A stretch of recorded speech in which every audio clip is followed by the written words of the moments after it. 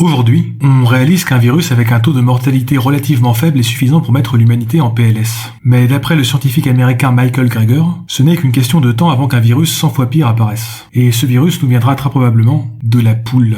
Pour rappel, la plupart des maladies catastrophiques nous viennent des animaux. La tuberculose et la rougeole viennent des moutons et des chèvres, la variole des chameaux, la coqueluche des porcs, la fièvre typhoïde des poulets, etc.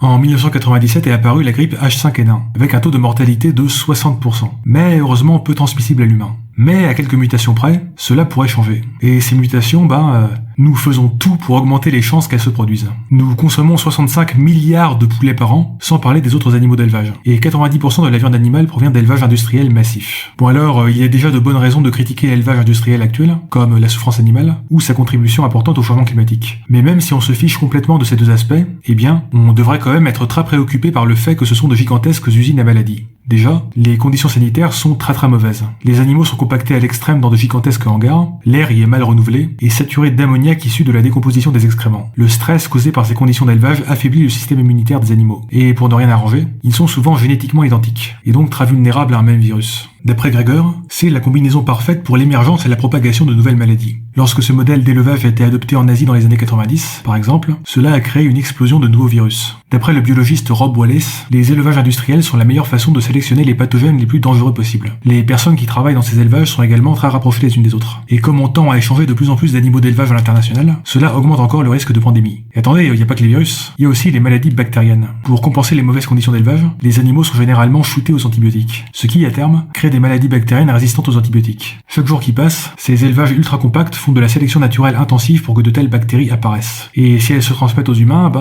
elles seront déjà résistantes aux antibiotiques, ce qui risque d'être un petit peu embêtant. Tous ces risques sont soulignés depuis plusieurs années par des institutions comme l'OMS, les Nations Unies ou le Center for Disease Control américain.